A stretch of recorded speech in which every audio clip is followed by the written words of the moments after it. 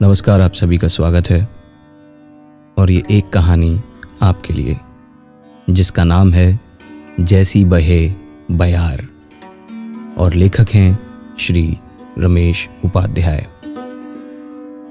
विभागाध्यक्ष प्रोफेसर भोलेनाथ उस दिन कोई विशेष काम न होने से अपने कार्यालय में अकेले बैठे थे, कुर्सी की पीठ से सिर टिकाए, आंखें मूंदे किसी चिंता में लीन थे कि निद्रा में लीन हो गए। स्वप्न में देखा कि सामने से देवी सरस्वती चली आ रही हैं। वही देवी सरस्वती जो उनके द्वारा किसी कैलेंडर से काटकर शीशे में जड़वाई गई थीं, जो उनके गांव के पैतृक निवास की कच्ची दीवार पर एक खूंटी से लटकी रहती थीं, जिनके आगे हाथ जोड़कर बालक भोलेनाथ अपने संस्कृतज्ञ पिता द्वारा सिखाई गई स्तुति गाया करते थे। या कुंदेन्दु तुषार हार धवला, या शुभ्रवस्त्रावृता,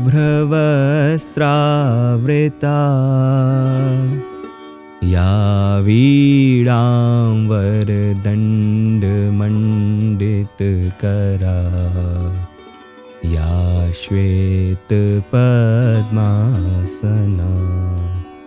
मां! चिल्लाते हुए प्रोफेसर भोलेनाथ अपनी कुर्सी से उठे और दौड़कर देवी सरस्वती के चरणों में गिर पड़े। चरण पकड़कर उन पर अपना माथा पटकते हुए वे रो रो कर कहने लगे, मां मुझे क्षमा कर दो।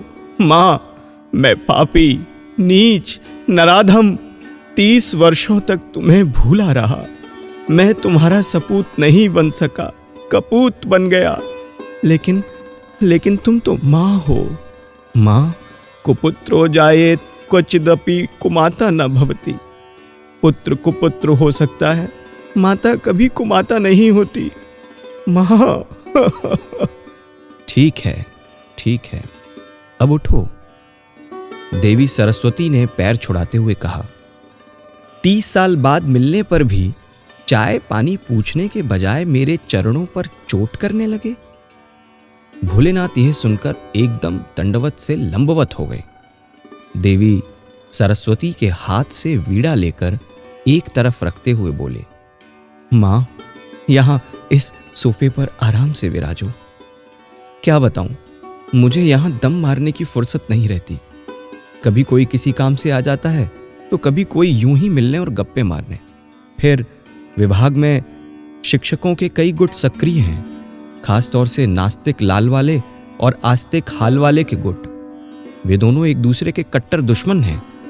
हालांकि आजकल लाल वाले की बधिया बैठी हुई है और हाल वाले की गुड्डी चढ़ी हुई है, फिर भी दोनों में किसी न किसी बात पर ठनी ही रहती है। वे रोज कोई ना कोई झगड़ा बखेड़ा लेकर आ जाते हैं, लेकिन आज फुर्सत है। अगले सप्ताह शिक्षक संघ के चुनाव होने वाले हैं, इसलिए सभी गुट प्रचार अभियान पर निकले हुए हैं। खैर, तुमने बड़ी कृपा की जो मेरी पुकार सुनकर चली आई। बोलो, क्या लोगी, ठंडा या गरम? देवी सरस्वती ने पांव सोफे पर रखकर सहलाते हुए कहा, ठंडा गरम तो चलता रहेगा। पहले यह बताओ कि तुमने मुझे याद कैसे किया? बताता हूं, लेकिन तुम थोड़ी देर के लिए अदृश्य हो जाओ। देवी हो, ऐसा कर सकती हो। मैं चपरासी को बुलाकर चाय लाने के लिए कह दूं, फिर तुम प्रकट हो जाना। औरों के लिए तो मैं अदृश्य ही हूं, यहां मैं केवल तुम्हें दिखाई दूंगी। इसीलिए मेरे होते हुए भी तुम चपरासी को बुलाकर ऑर्डर दे सकते हो। भोलेनाथ ने घंटी बजाई, चपरासी हाजिर हुआ। भोलेनाथ ने ऑर्डर दिया, 2 चाय ले आओ, जल्दी। चपरासी ने चकित होकर विभागाध्यक्ष के कक्ष का निरीक्षण किया। किसी दूसरे को ना पाकर बोला, 2 चाय सर जी। भोलेनाथ स्पष्टीकरण सा देने लगे, वो क्या है कि हमारे एक मित्र आने वाले हैं, अभी फोन पर कहा है, वो तुरंत आ रहे हैं, ज्यादा देर बैठेंगे नहीं, उन्हें तुरंत जाना है। जाओ जल्दी से ले आओ। जी सर जी। ये क्या भोलेनाथ, तुम तो चपरासी से ऐसे बात कर रहे थे जैसे तुम उसके नहीं बल्कि वो तुम्हारा बॉस हो। हाँ माँ, समय बदल गया है। एक समय था जब विभाग का प्रत्येक व्यक्ति, चाहे लेक्चरर हो, चाहे रीडर, चाहे प्रोफेसर, विभागाध्यक्ष के सामने आते ही थर-थर कांपने और हकलाने लगता था। आजकल उल्टा हो गया है, उनके सामने मैं कांपने लगता हूं। ये जो चपरासी है ना, राम लखन, बड़ा घाघ है, ये मेरी जासूसी करता है। क्यों?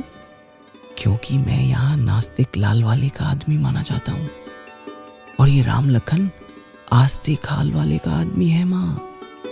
उसको खबर पहुंचाने के लिए मेरी हर हरकत पर नजर रखता है। भोलेनाथ ने देवी सरस्वती के कान में फुसफुसाते हुए कहा।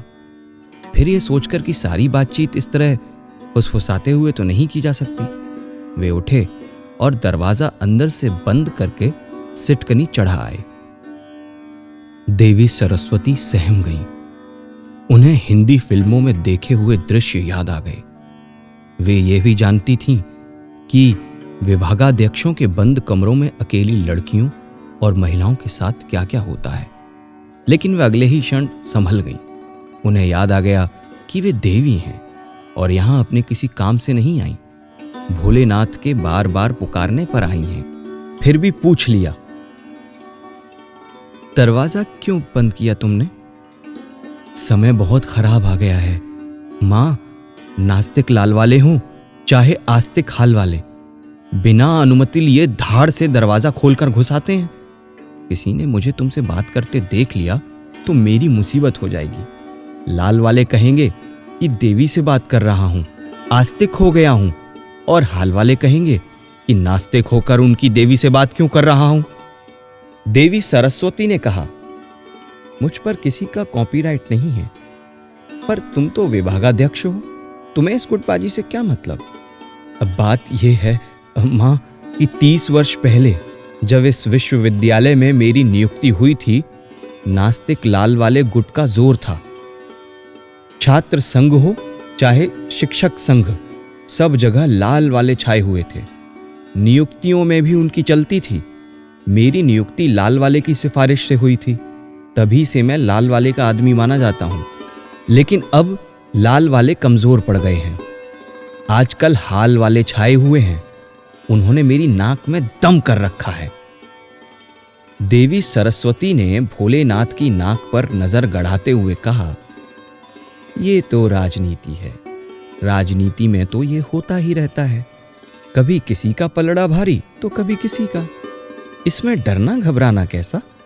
तुम क्यों इतने डरे हुए घबराए हुए लग रहे हो? तभी बंद दरवाजे पर ठक ठक हुई। भोलेनाथ ने उठकर दरवाजा खोला। राम लखन एक ट्रे में 2 कप चाय लिए अंदर घुसा। उसने खोजती सी नजरों से पुनः कक्ष का निरीक्षण किया। भोलेनाथ ने पुनः स्पष्टीकरण सा दिया, हमारे मित्र आ चुके हैं, अंदर बाथरूम में, तुम जाओ और देखो कोई मिलने आए तो उसे बाहर ही बिठा देना। हाँ, कहना सर अभी बिजी हैं।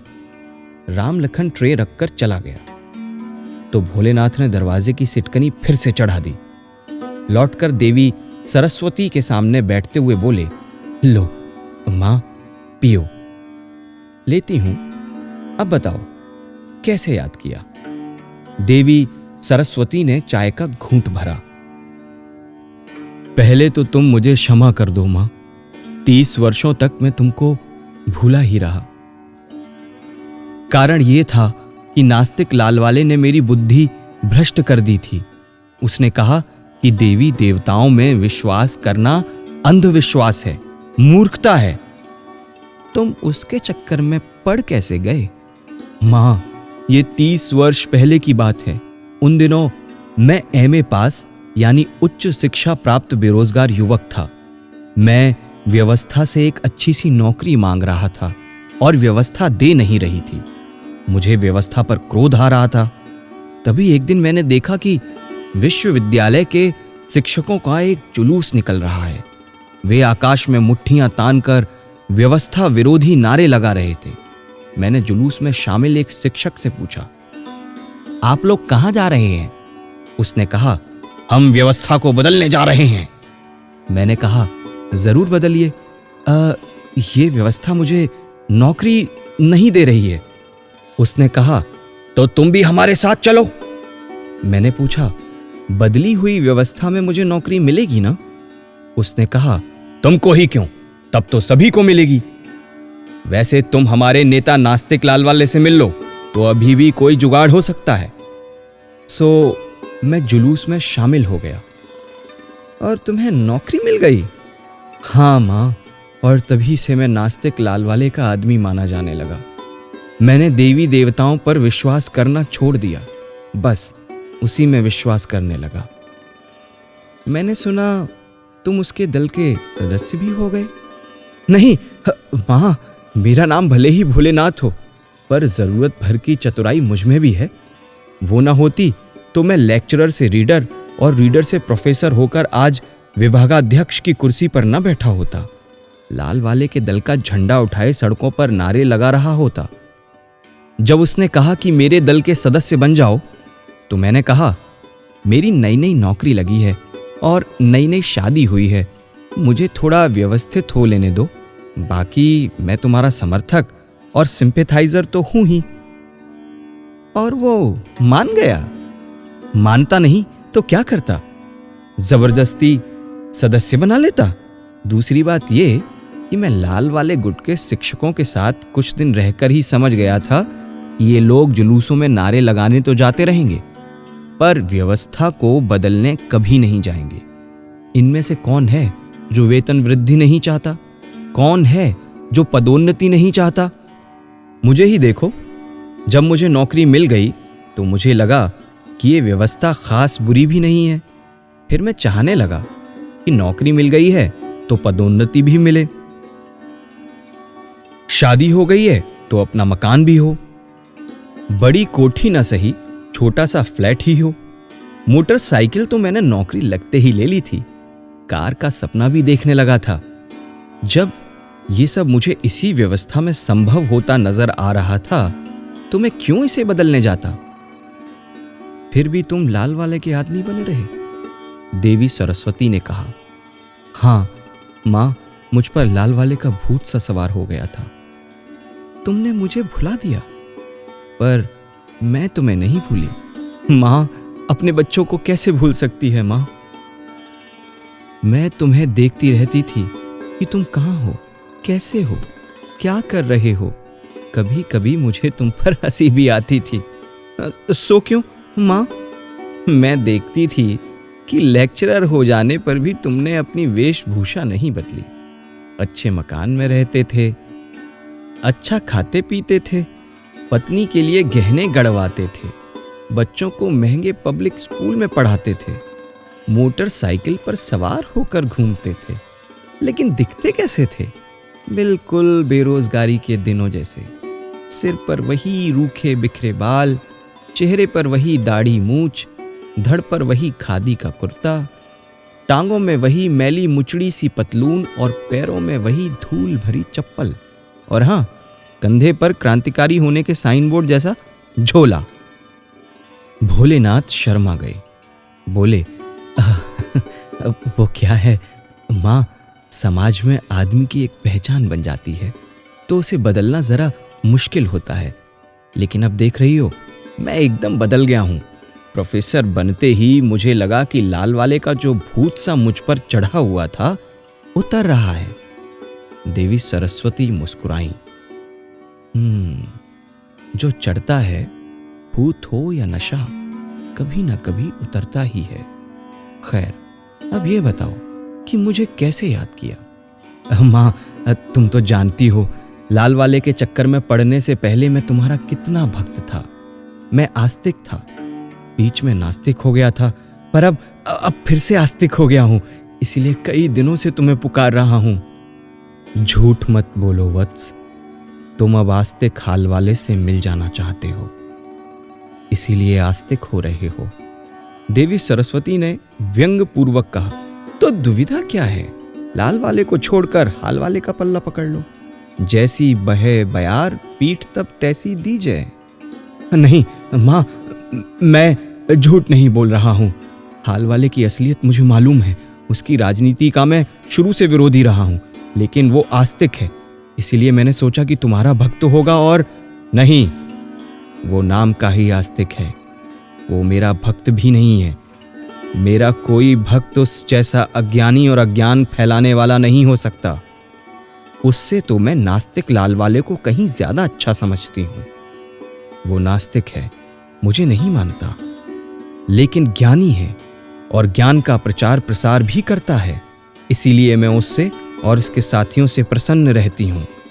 इसीलिए मैं तुम पर भी कभी अप्रसन्न नहीं हुई और तुम्हारा ध्यान रखती रही। मेरी मानो तो उसका साथ न छोड़ो। आस्तिक हाल वाले के साथ तुम भी अज्ञानी और अज्ञान फैलाने वाले बन जाओगे। लेकिन मां, अब लाल वाले के लोगों के साथ मेरा चलना मुश्किल है। देखो ना, मैं प्रोफेसर और विभागाध्यक्ष हूं, लेकिन वे अभी तक मुझे नया लेक्चरर और अपना काडर ही समझते हैं। काम बेकाम जब देखो यहां चले आते हैं, जैसे ये विभागाध्यक्ष का कक्ष नहीं, मेरे घर की बैठक हो। अपना काम हाथ पकड़कर करा लेते हैं। उधर हाल वाले लोग मुझे अपना दुश्मन समझते हैं। और क्यों ना समझें, मैं पिछले 30 साल से उन्हें गालियां देता आ रहा हूं। चुनावों में उनके विरुद्ध वोट देता दिलाता आ रहा हूं। अब वे सत्ता में आ गए हैं, सो वे मुझे गालियां देते हैं और मेरे विरुद्ध तमाम तरह के षड्यंत्र करते रहते हैं। कोई काम कराना होता है तो बड़ी धौंस के साथ आकर मेरे सिर पर सवार हो जाते हैं। इनकार करता हूं तो मेरी माँ बहन की करने लगते हैं और डरा धमकाकर अपना काम करा ले जाते हैं। उधर लाल वाले समझते हैं कि मैं डरपोक हूं या हाल वाले के हाथों बिक गया हूं। मेरी बड़ी मुसीबत है माँ। देवी सरस्वती ने चाय खत्म करके कप नीचे रखा और कहा, तो इसमें मैं क्या कर सकती हूं? तुम क्या नहीं कर सकती माँ, तुम सब कुछ कर सकती हो। तुम मुझे इस मुसीबत से निकाल सकती हो। कैसे? तुम विद्या और बुद्धि की देवी हो। हाल वाले की बुद्धि फेर दो माँ। किसी तरह उसके मन में यह बात बिठा दो कि मैं लाल वाले का नहीं, उसका आदमी हूं। इससे क्या होगा? तुमसे क्या छिपा है माँ? विश्वविद्यालय में वाइस चांसलर की नियुक्ति होने वाली है। मैंने उसके लिए आवेदन किया है, लेकिन सुनता हूं कि यह पद हाल वाले के ही किसी आदमी को मिलेगा। मुझे किसी तरह हाल वाले का आदमी बना दो माँ। मुझे किसी तरह वीसी बनवा दो माँ।